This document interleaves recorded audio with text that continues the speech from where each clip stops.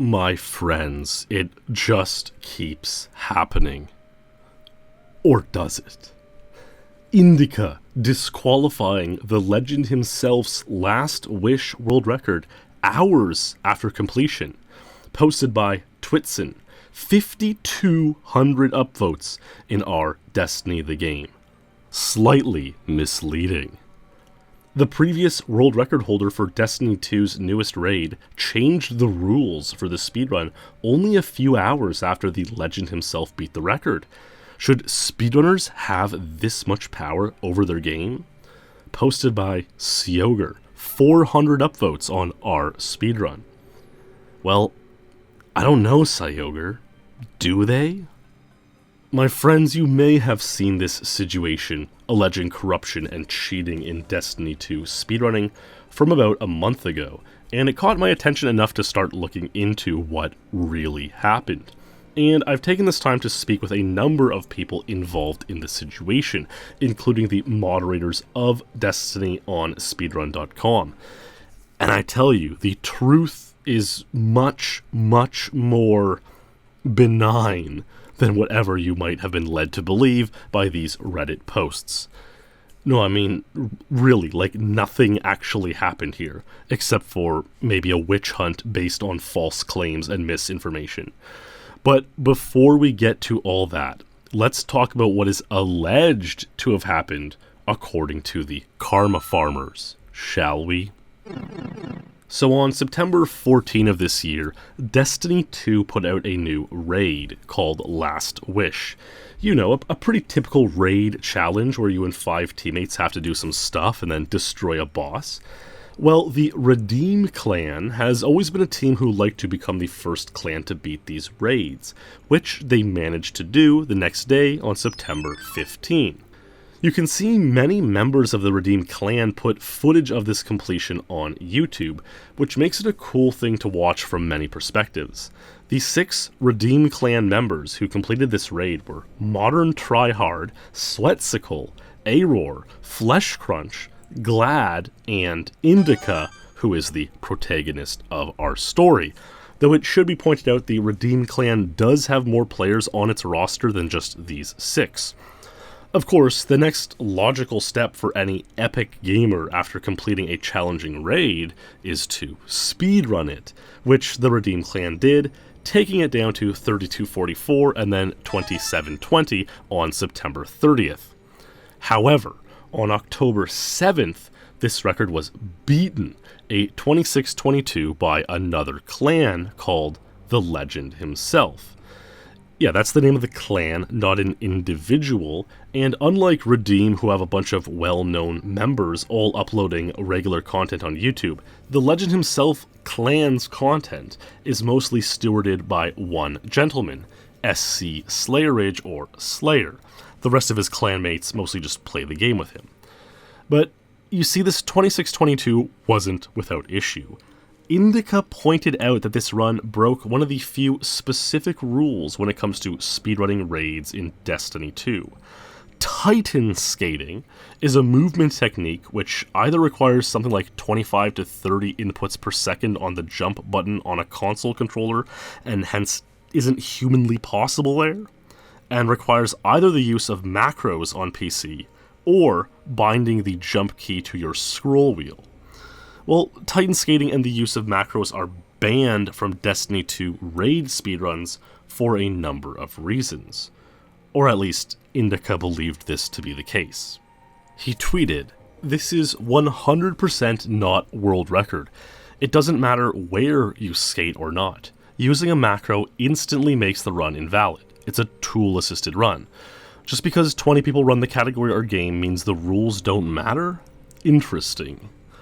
And thus began the classic Firestorm Twitter gong show, which has become so common in speedrunning. The moderators of Destiny 2 speedrunning had an oh yikes moment too when they realized, while there was no rule on the leaderboard's rules section that indeed banned the use of Titan skating or macros, apparently a previous super moderator had quietly removed this rule a few months earlier, even though the community consensus supported the rule. So when the current moderators realized, we better put this rule back in the book, well, you could see how this would appear to outsiders as though Indica himself influenced the moderators to add this rule, or had done it himself, just as a way to disqualify the Legend himself's new record. Which is kind of an absurd conclusion to jump to, though, given the category was extremely unoptimized and the record could be easily beaten within a few days, which it was. We'll get to that later. But that didn't stop people, mostly non-runners, from believing that Indica created this no macros, no Titan skating rule, and in some cases that he himself added the rule to the leaderboards, despite not being a moderator and hence being unable to do so. You'd think if people could check the Destiny 2 leaderboards to see that there was no rule about banning Titan skating and macros, they could also check the list of moderators, which is 2 fewer clicks, but apparently this was missed by many onlookers. And things would go from bad to worse for Indica, given that his 2720 run broke one of the rules which was written on the leaderboards. No more than 10% of super energy can be obtained before the timer starts. So now the optics were that Indica made up some rule to disqualify the Legend himself's run, while himself breaking a rule that was written on the leaderboards. I really dug into this one, talking to several of the Destiny 2 moderators about this rule. And here's where we get into kind of a debate about the interpretation and intention of the rules. You see, in a Destiny 2 raid, you begin your gameplay before starting the raid, kind of hanging out in the overworld. So you could charge your super energy at full before heading into the raid, which might sometimes be an advantage. And this rule was made with the intention to remove such an advantage. There's no way to know exactly how charged your super energy is. You kind of just have to eyeball around 10% or less, which could already cause some issues if it were close. And it takes 4 minutes and 30 seconds for your super to ambiently charge. So really, you shouldn't have use of it in the raid until at least that far into it. And in the 2720 run in question, Indica uses a super at around 410, well before the 430 mark when you should be able to use your super.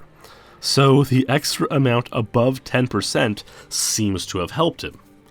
Or did it? You see, in this specific raid, Last Wish, around the 1 minute mark, part of the raid involves a mechanic called rallying the flag, sort of like a checkpoint that gives everyone on your team full super energy. So the intention of this rule is to prevent people from charging their supers in the overworld, then using them advantageously early on in the raid. And this rule was written based on the other raids that were in the game previously. But because of this mechanic, specific to this raid, everyone already gets full super around 1 minute in. So while Indica did break this 10% super rule by the letter of the law, the intention of the rule was not desecrated. The moderators have since updated this rule to read, if the run is started with more than 10% super, and the super is used before rallying the flag, or before at least 4 minutes and 30 seconds after the first input, the run is invalid. And I don't quite love the wording of this rule. I've told them as much. It's kind of hard to wrap your head around if you're not familiar with the specifics of all the raids, but you get the point. If you use your super before you should be able to have it, the run is invalid. And since rallying the flag 1 minute into the Last Wish raid gives you full super, you could start the run with 99% super, and as long as you didn't use it before rallying the flag, it wouldn't make a difference. However, at the time of Redeem Clan's 2720, the rule simply said no more than 10% of super energy can be obtained before the timer starts, and their run possibly did break this rule. I think a lot of the trouble here came from rules which are too general being applied to a game where, depending on which game mode you're playing, and there are several of them, the rules might not make sense and should be altered for that specific game mode or even speedrun within that mode. I spoke to Indica about this entire situation, and here's what he had to say about the game's rules. It kind of seems like the way Destiny 2 is, like every single, raid, strike, adventure like almost has to have its Hmm. own. It almost has to have its own rule. Like it's Yes, for sure, it should. Like, at least each category in terms of like strikes, raids, and especially in raids, you have to like specify between, especially like year one and year two raids and adventures, like the way they ran and like missions and like stuff like that. Definitely, each category would need its like own little rules. I mean, the base can be always the same. For example, like each single category would need each like individual rules to be precise, or like more precise about like how things are exactly ran. For sure, that's definitely needed. And that's no easy task. If you start clicking around the Destiny 2 page on speedrun.com, you'll find hundreds of possible runs among different categories and gameplay types. Destiny 2 Story Mode does allow Titan skating, as long as you cap your game at 60 frames per second. And then there are dozens of strikes, raids, adventures, each with their own unique mechanics that demand their own rules. Just imagine if instead of there being 16 courses in Mario Kart 64, there were 1,000, and they played so differently that each one had to have its own specific rules and conditions. The moderators are certainly in an unenviable position to moderate such a complex leaderboard, and I can really see how rules can be accidentally left out or removed, which is exactly what led to this situation. Now, I looked at Indica's initial response to this whole situation. Really, it's just a few tweets stating his position that the Legend himself's run used Titan skating and shouldn't count as the new world record. I don't think it's any different than any kind of online gaming spat where passions are high. I think it's pretty tame in comparison to many of the epic flame wars I've seen over the years. I asked Indica who was responsible for the situation blowing up like it did, and I was really impressed by his response.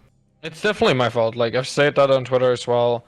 Just the way I went over things is pretty much just what, like, I personally think made everything explode. I don't personally know, or like, it could have been handled way more professional and like different, for sure. But it's like, that's afterwards so easy to say, and it's hard to judge like who made like the big mistakes and what exactly happened. And that's, for example, something I should have done as well. Instead of saying it isn't record, point out they should just submit it to the category where it's allowed. Because like there's like, I think it's called any percent or something like that, where you can like use macros and all those kind of things. Just point out, okay, and make sure to submit it down the right category. Like I said before, definitely did several mistakes on my end there. Like, what should have just been handled way different. And it is probably true that if Indica brought it up in a more quiet setting, it wouldn't have blown up the way it did. But what a sad state, really, that, making a handful of tweets about a disagreement in speedrunning causes this kind of backlash and outrage. It's like, why does Twitter still exist, honestly? All parties did eventually come to an understanding, so if the conversations were held more confidentially in private messages or quiet discords, surely this would not have been such a train wreck. It's just maddening because, gamers disagree. They get in arguments, they talk it out, and that's that. Everyone does that. It's part of the process of life and relationships. I know Indica has taken full responsibility in this saga, and he did put out a Twitter statement echoing his position, which seemed to be very well received by the community. But I personally think he did nothing wrong in all this. This myth that he and only he disqualified an otherwise perfectly legitimate world record by changing the rules himself was entirely cooked up by some as a way to cause drama and controversy, and it's really unfortunate that many people will often believe this sort of thing without looking into it further. One other thing I did ask Indica and the Destiny 2 moderators was whether or not the Legend himself and Slayerage should have known about the no Titan skating, no macros rule. It was always presented as some sort of community consensus beforehand that all the current runners abided by. And I was wondering if whether or not the Legend himself might have just wanted to put up a run faster than the world record for the sake of making a cool YouTube video about beating the recent raid without any regards for the actual rules. Basically did the legend himself knowingly cheat in bad faith? And all these guys seem to agree that this probably wasn't the case. The legend himself is a pretty new clan to speedrunning, and it's very possible they just didn't know about the community consensus rule. So really, this is just so much ado about nothing. And even more so given how these 27 and 26 minute records were almost immediately improved. About a week after this all going down, Indica ended up getting removed from the Redeem clan as a result of this situation, which I kind of thought was hefty punishment, but everyone involved seems to have come to terms with it. And another group of 6 from the Redeem clan got a 22-24 on October 15. I mean, really. So much drama and bad blood for, basically month 1 quality speedrun world records in an unoptimized game. I think we can all learn 2 important lessons from this incident. For one, it can be extremely difficult to moderate these sorts of new games, which can have such a vast array of different gameplay modes, all requiring their own specific rules and moderation. And I think that difficulty was further magnified in this case because Destiny 2 is such a popular game with tons of outside viewers who want to follow along with the various parts of the community and consume content, but a small speedrunning community among that, lacking the resources and ability to manage this kind of situation. It can take a long time to get a good moderation and administration setup going. It's almost like forming a small government sometimes. One of the Destiny moderators, Blow Me, yeah, that's his name, told me that the rule set for Destiny 1 single-level speedruns has only really started to be flushed out completely, and that's after 4 years of the game being out. He had a pretty good quote about this matter which I think sums it up best. The truth is that developing a good rule set for any speed game is actually very similar to developing the best strategies for a speed run. It takes a combination of critical thinking and new ideas coming to light. But most importantly, it's not something that happens overnight. Nice rhyming too, you could be a poet, Blow Me. And the other thing we can learn is don't believe everything you read on the internet. Because if you did, you'd be prone to believe that a non-moderator of a speedrun game could pull some kind of David Copperfield tier sorcery and personally spawn new rules out of thin air to disqualify rival speedruns. And I mean, that might sound like a cool or crazy world to live in, but it's not the one we actually do. So that, my friends, is the story of cheating and corruption in Destiny 2 speedrunning, and what really happened. A big thanks to the Destiny moderators for taking me in, showing me their change logs, and trusting me to be the steward of this story. And thanks to Indica for chatting with me and giving me gameplay footage to use in this video. If you enjoyed this video, do give it a like to increase your defense against witch hunts and misinfo, and make sure to subscribe with notifications on to always know when I post a new speedrunning video. In the meantime, my friends, stay true, and I'll see you in the next stream or video.